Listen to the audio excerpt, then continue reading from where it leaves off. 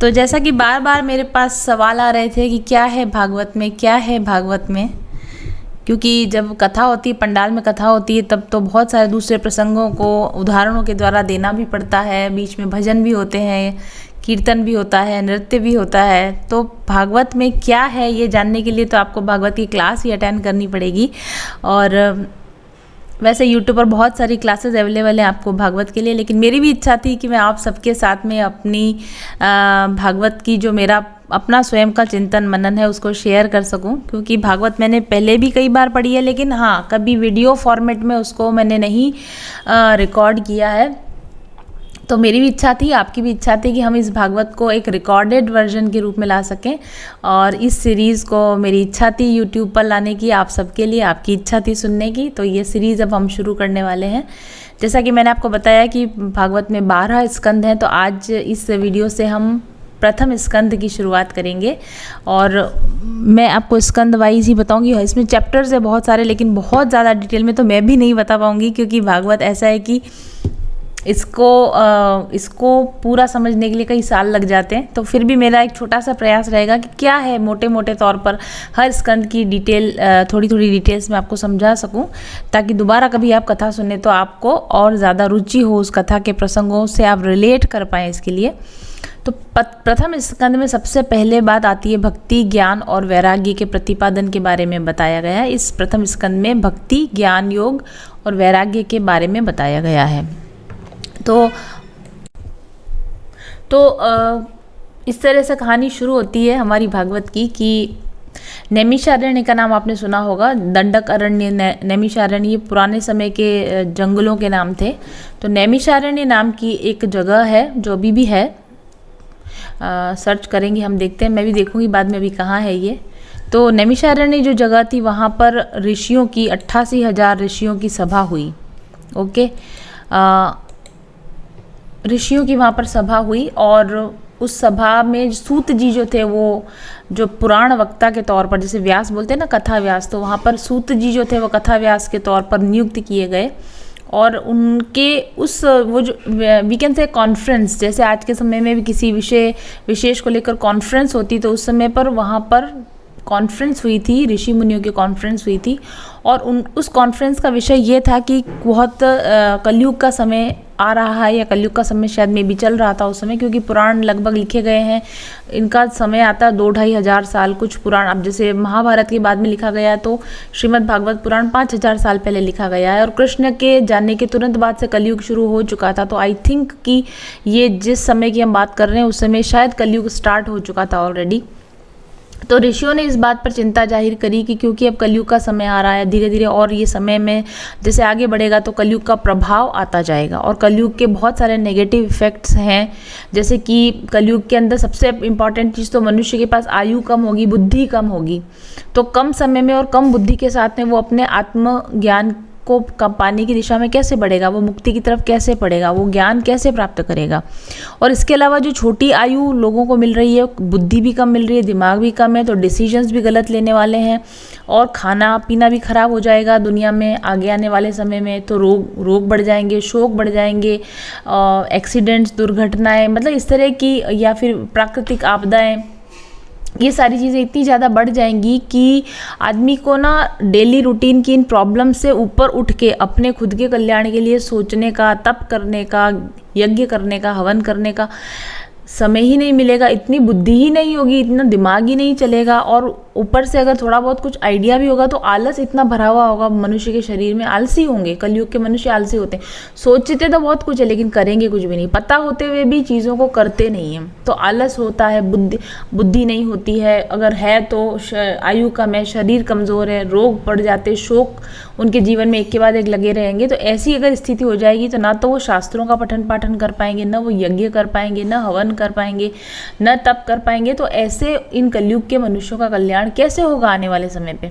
तो सभी ऋषि मुनि इस बात पर अपने अपने विचार रख रहे थे, विमर्श रख रहे थे, और फिर सबने मिलकर ये निष्कर्ष निकाला कि कलयुग में अगर श्री कृष्ण की लीलाओं का गायन किया जाएगा, अगर श्री कृष्ण की लीलाओं का चिंतन मनन किया जाएगा, श्री कृष्ण के नाम का संकीर्तन किया जाएगा, तो कलयुग के मनुष्य का उद्धार हो जाएगा, क्योंकि कीर्तन करने पर, मनन करने पर, नाम स्मरण करने पर, छोटी आयु हो तो भी, कम समय हो तो भी, उस नाम का प्रभाव ऐसा होगा, उस कीर्तन का ऐसा प्रभाव होगा कि मनुष्य की आत्मा का कल्याण हो सकेगा। तो ये बात भागवत यहाँ से शुरुआत हुई कि भाई कलयुग आ गया है, अब लोगों के पास में बड़े बड़े हवन ज्ञान यज्ञ करने का, तप करने का समय नहीं है, तो क्या करें? तो भगवान की लीलाओं का चिंतन मनन करें। तो भगवान की लीलाओं का चिंतन मनन करें तो कोई ऐसा ग्रंथ होना चाहिए जिसमें भगवान की लीलाएं सब लिख दी गई हों, जिसमें भगवान के बारे में कुछ ऐसी अच्छी बातें लिखी गई हों कि जिनको आगे आने वाले मनुष्य सुनेंगे तो उसको सुन सुन के वो अपना कल्याण कर पाएंगे। तो फिर वहाँ पर जो 88,000 ऋषि थे, उन्होंने सूत जी को कहा कि आप कथा कहना शुरू करो, आप बोलना शुरू करो। क्या बोलना शुरू करो? आप श्री कृष्ण के चरित्र का वर्णन करना शुरू करो, आप श्री कृष्ण की लीलाओं का वर्णन करना शुरू करो और उसको ग्रंथ के रूप में लिख लिया जाए, और उस ग्रंथ को श्रीमद् भागवत, बाद में जैसा कहा गया, उसको श्रीमद् भागवत पुराण के रूप में प्रचलित किया जाए लोगों के बीच में। और जब ये ग्रंथ प्रचलित होगा, लोग इसको के बारे में जानेंगे, कृष्ण की लीलाओं के बारे में जानेंगे, तो धीरे धीरे कैसा भी खराब समय होगा लेकिन मनुष्य अपना उद्धार कर पाएगा। तो सूत जी ने ऋषियों की इस बात को, इस प्रपोजल को एक्सेप्ट कर लिया, और जैसे जैसे मनुष्यों के कल्याण के लिए, दूसरे लोगों के कल्याण के लिए ऋषि उनसे क्वेश्चन पुट अप करते गए, जैसे उनसे पूछते गए तो वे उनकी बातों का जवाब देते गए, उन चीज़ों को लिपिबद्ध कर लिया गया, उन लीलाओं का, उन बातों का लिपिबद्ध कर लिया गया, और उसी से ये भागवत महापुराण आया। इससे पहले भी वेदव्यास जी ने जो सुखदेव जी को कथा सुनाई थी वो भी यही चीज़ थी भागवत महापुराण की। उन्होंने भी सुखदेव जी को ये बताया था कि कैसे श्री कृष्ण ने अपने, महाभारत में तो उन्होंने सारा युद्ध का वर्णन किया, तो वो काफ़ी अपसेट थे, एक तरह से इमोशनली इम्बैलेंस थे। तो उन्होंने फिर वो जो भागवत महापुराण लिखी, उसमें भगवान की रसिक लीलाओं का, उनकी जो माधुर्य लीलाओं का उन्होंने वर्णन किया था। तो जो भागवत महापुराण जो सुखदेव जी ने पाया वेदव्यास जी से, वो भी यही था, जिसमें श्री कृष्ण के अवतारों का वर्णन है, या जिसके अंदर लीलाओं का वर्णन है। और इसी तरीके से सूत जी ने जो भागवत का वर्णन किया, उसमें भी यही चीज़ है, सृष्टि का क्रम का वर्णन, भगवान के अवतारों का वर्णन और भगवान की विभिन्न लीलाओं का वर्णन। तो पहले के समय में क्या होता था कि जो पुराण वगैरह होते थे बोल कर ही याद किए जाते थे ना, लिखने के तो चीज़ें काफ़ी समय बाद में आई। तो इसी वजह से आप कई बार देखोगे कि व्यास जी उनको कह रहे हैं कथा, वो एक प्रवाह चला, उसमें कुछ क्वेश्चन है, उसके आंसर है। एक कथा प्रवाह में शौनकादि क्वेश्चन पूछ रहे हैं, सूत जी आंसर कर रहे हैं, तो वो एक कथा प्रवाह चल रहा है। तो may be it is possible, ऐसा मुझे लगता है कि जब अलग अलग कथा व्यास अलग अलग कथा करेंगे तो अलग अलग लीला चरित्रों का वर्णन करेंगे, अलग अलग लीलाओं का वर्णन करेंगे, और सब कुछ मिलाकर एक होल फॉर्मेट में जो भगवान की लीलाओं का जो एक सार निकल के आया, उसी को हम भागवत महापुराण कहते हैं, राइट। तो जब कथा शुरू होती है तो सूत जी जो लोग हैं, जो उनके ऑडियंस है, उनको क्या कहते हैं कि वो ये कहते हैं कि मनुष्य होने का सबसे बड़ी सफलता क्या है, मनुष्य जीवन पाया तो उसकी इम्पोर्टेंस क्या है, आपने मनुष्य जन्म क्यों लिया, या मनुष्य होने का सार्थकता कैसे होगी। तो सूत जी वहाँ बताते हैं, उन शौनकादि ऋषियों को बताते हैं, जो कि हम सब के जानने के लिए, कि मनुष्य जीवन आप आए तो उसकी सफलता कब होगी, कि जब आपको तत्व का ज्ञान होगा। तत्व ज्ञान क्या होता है? तत्व ज्ञान का मतलब है आत्मा और परमात्मा के बारे में जानना, कि मैं कौन हूँ, मैं एक आत्मा हूँ, तो आत्मा क्या होती है, आत्मा का क्या स्वभाव है, और आत्मा का परमात्मा से क्या संबंध है, परमात्मा का क्या स्वभाव है, और आत्मा और परमात्मा के बीच में किस तरह से एकता है, और आत्मा और परमात्मा के बीच में क्या भिन्नता है।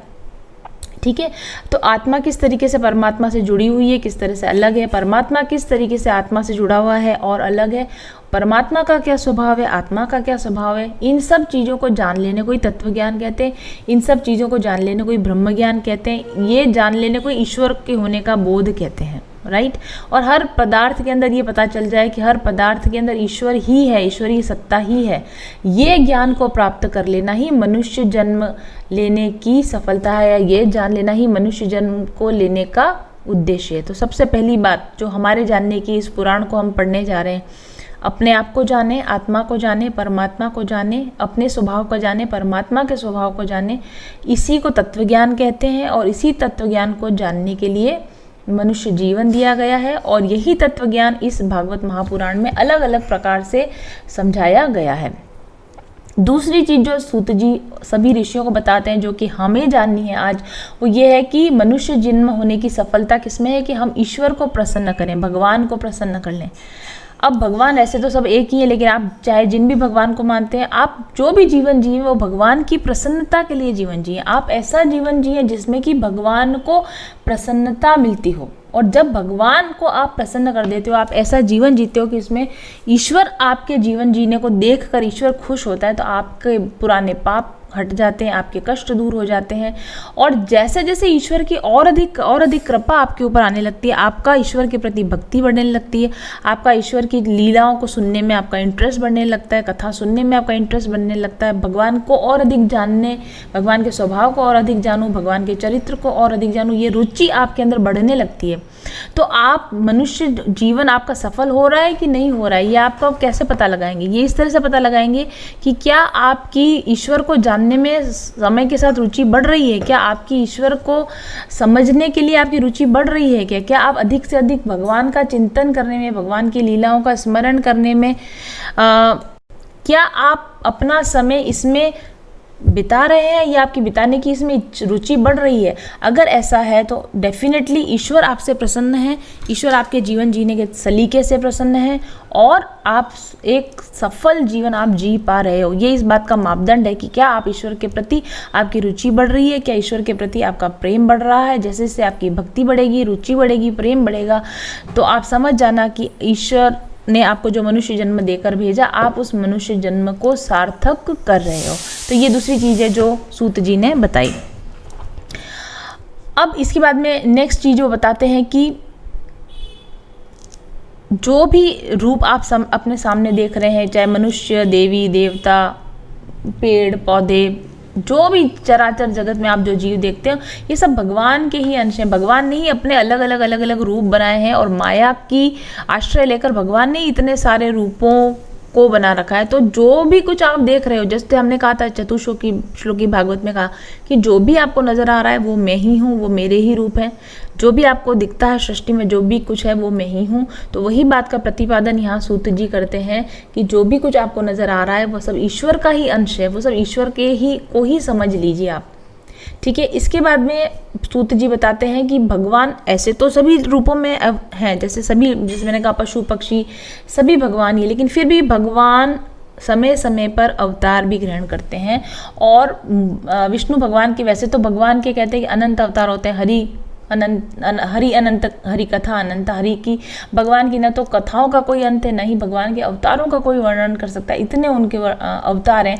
लेकिन फिर भी हमारे पुराणों के अनुसार भगवान विष्णु के 24 मुख्य अवतार कहे गए हैं, और उन 24 मुख्य अवतारों के बारे में, और फिर सृष्टि कैसे रची, कैसे ब्रह्मा जी बने, कैसे ब्रह्मा जी ने सृष्टि बनाई, और फिर उस सृष्टि को चलाने के लिए, उस सृष्टि में अपने जीवों पर दया करने के लिए कैसे भगवान ने समय समय पर अवतार ग्रहण किए, उसके बारे में सूत जी यहाँ पर बताते हैं।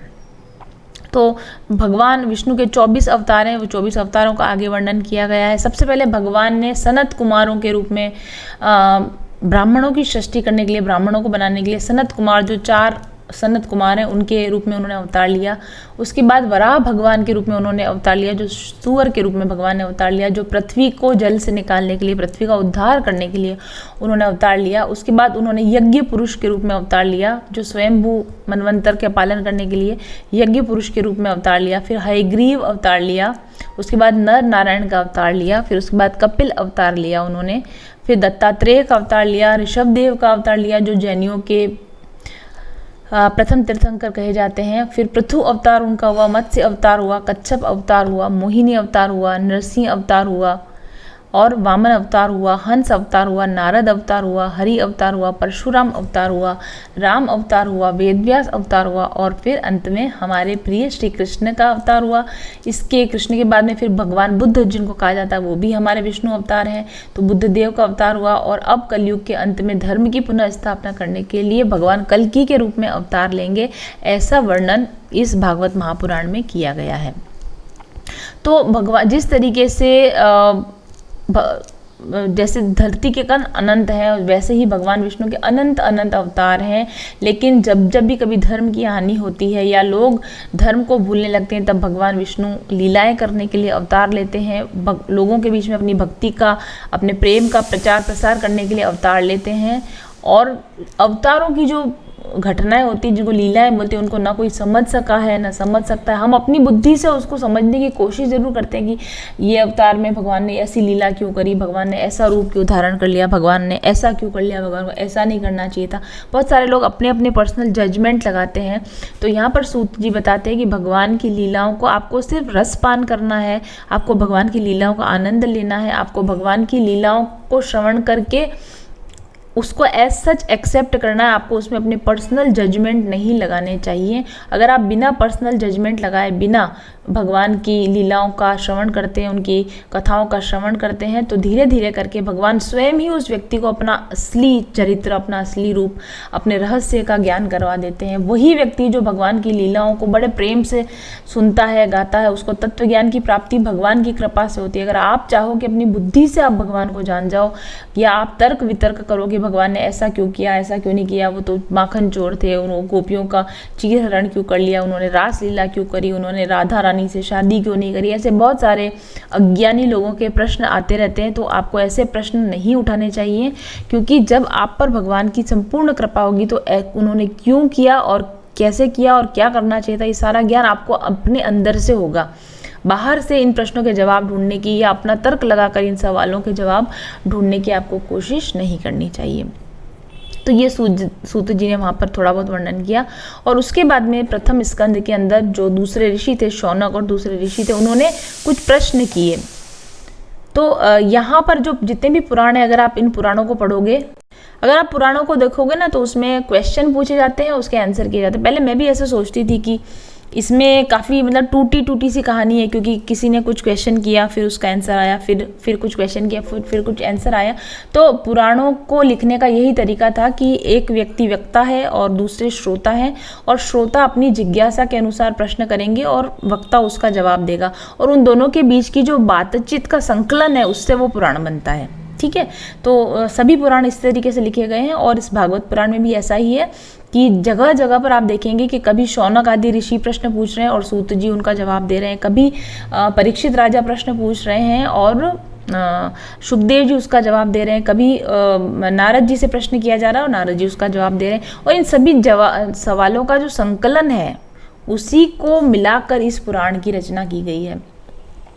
तो शौनक आदि ऋषियों ने प्रथम स्कंद में श्रीमद् भागवत में सूत जी से प्रश्न किए हैं कि भाई श्रीमद् भागवत की रचना किस युग में हुई, इस श्रीमद् भागवत को क्यों बनाया गया, और राजा परीक्षित कौन थे, राजा परीक्षित को श्रीमद् भागवत क्यों सुनाई गई, और राजा परीक्षित को जब सुखदेव जी ने कथा सुनाई तो ये दोनों कैसे मिल गए, कहाँ मिल गए। तो हमें ये सब कुछ जानना है, क्योंकि शौनक ऋषियों को ऑलरेडी पता था कि इस तरह की चर्चा पहले हो चुकी है। जिस तरह की चर्चा अब ये कर रहे हैं, कलयुग के लोगों को भगवान की लीलाएं सुनाने के लिए वो वहाँ बैठे हैं, चर्चा सुन रहे हैं, लेकिन उन्हें ये पता है कि ये चर्चा पहले भी हो चुकी है। कब हो चुकी है? जब परीक्षित राजा का अंत समय था और सुखदेव जी ने उनको भगवान की लीलाओं कथाओं का श्रवण कराया था। तो वो पहले ये जानना चाह रहे हैं कि इस कथा को, यानी भगवान की इन लीलाओं का पहले जब परीक्षित के सामने सुखदेव जी ने वर्णन किया था तो उसकी क्या वजह रही। और एक्चुअली ऐसा नहीं कि उनको पता नहीं था, उनको तो पता था, लेकिन वो इसलिए ताकि हम जान सकें। क्योंकि जो भी समझदार लोग होते हैं, जो संत लोग होते हैं, वो कुछ भी काम क्यों करते हैं? दूसरों की भलाई के लिए। उनको ऑलरेडी नॉलेज होता है, उनको ऑलरेडी पता होता है। उनको भागवत नहीं सुननी, उनको भागवत के बारे में भी सब पता, उनको कृष्ण के बारे में भी सब पता, उनकी भक्ति भी परिपुष्ट है, फिर भी वो सवाल करते हैं और संत उनके जवाब देते हैं। क्यों देते हैं? हम जैसे साधारण जीवों को समझ में आ सके इसके लिए। तो ऐसा नहीं है कि उनको पता नहीं था कि राजा परीक्षित कौन है और सुखदेव जी कौन है और क्यों रचना हुई और क्यों, ये सब उनको पता था। लेकिन अगर वो नहीं पूछते और सूत जी उसका जवाब नहीं देते तो इसको कैसे लिपिबद्ध किया जाता। तो हमारी सहूलियत के लिए, हमें बताने के लिए उन्होंने ये सवाल पूछा कि सुखदेव जी कौन थे, परीक्षित कौन थे, वो कैसे मिले और किस तरीके से ये भागवत कथा कैसे लिखी गई है, या व्यास जी कौन है। इस तरह के सवाल उन्होंने किए। तो इसके जवाब में सुखदेव जी उनको आंसर करते हैं कि जो वेद व्यास जी हैं वो भगवान के अंशावतार हैं भगवान के, और उन्होंने वेदों का पहले वेद एक ही था, कॉमन एक ही वेद हुआ करता था, तो काफ़ी बड़ा और काफ़ी कठिन था उसका पारायण करना, तो उसको 4 भागों में डिवाइड किया। किसने? भगवान वेद व्यास ने, जो कि कृष्ण के ही अंशावतार कहे जाते हैं। तो उन्होंने उसको 4 भागों में डिवाइड किया, ऋग्वेद, यजुर्वेद, सामवेद, अथर्ववेद की रचना करी, और फिर 5वां वेद, जिसको महाभारत को 5वां वेद कहा जाता है, तो उन्होंने 5वें वेद की रचना करी। लेकिन क्योंकि महाभारत ऑब्वियसली वो होता है कि डिस्टर्बिंग कंटेंट था, उसका जो कंटेंट था बहुत डिस्टर्बिंग कंटेंट था, तो उसको लिखने के बाद में उनका मन बड़ा खिन्न हो गया, बड़ा उदास हो गया, और वो बहुत उदास होकर सरस्वती नदी के किनारे पर बैठे हुए थे। वो नदी अब नहीं है, विलुप्त हो चुकी है। तो वो सरस्वती नदी के किनारे पर बैठे थे, तो नारद जी वहाँ पर आते हैं, और नारद जी, आपको पता है कि वो उनकी ऐसी गति है कि वो तीनों लोकों में निर्बाध रूप से गमन कर सकते हैं, और जहाँ भी कहीं उनके गाइडेंस की ज़रूरत होती है वो पहुँच जाते हैं, है ना। जहाँ भी उनको ऐसा लगता है कि किस जीव को मेरी हेल्प की ज़रूरत है, तो वो वहाँ पर पहुँच जाते हैं। लेकिन वो सच्चे शुद्ध सरल मन लोगों के, निर्मल चरित्र लोगों के पास नारद जी हमेशा हेल्प के लिए पहुँचते हैं। तो नारद जी ने उनको पूछा कि भाई आपने तो इतना अच्छा वर्क किया, इतने पुराण लिख लिए, महाभारत लिख लिया, आपने इतना सब कुछ लिख लिया, तो अब आपको क्या दुख हो रहा है? तो उन्होंने कहा कि मैंने ये सब लिख लिया, लेकिन मेरे मन को फिर भी शांति नहीं मिल रही, मेरे को सुकून नहीं मिल रहा, शायद ऐसा कुछ काम है जो मुझे करना है, जो कि मैंने अभी तक नहीं किया है। तब नारद जी ने उनको बताया कि देखो, जो भी आपने काम किया, लेकिन आपने भगवान के निर्मल चरित्र का गायन अभी तक नहीं किया है, आपने भगवान की महिमा का वर्णन नहीं किया है, आपने भगवान की भक्ति का वर्णन नहीं किया है।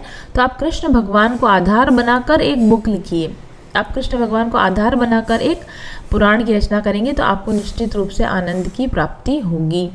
और इस तरीके से इस भागवत महापुराण की रचना होना शुरू हुआ। तो ये यहाँ तक की कहानी आज, और कल हम देखेंगे कि इसके आगे क्या होता है, और नारद जी कौन है इनके बारे में भी जानेंगे, क्योंकि व्यास जी के बारे में हमने जाना पिछली बार, मैंने फर्स्ट आपको बताया था कि वो महर्षि पाराशर की संतान थे और सत्यवती की संतान थे, और भगवान कृष्ण द्वैपायन भी उनको कहा जाता है, कृष्ण भगवान के ही अंशावतार कहे जाते हैं। तो अब नारद जी उनको मिले, तो नारद जी उनको क्यों कह रहे हैं भक्ति के लिए या भक्ति के लिए लिखने के लिए, और नारद जी कौन है इसके बारे में आगे वर्णन किया गया है, तो उसको हम अगले एपिसोड में सुनेंगे। Thank you.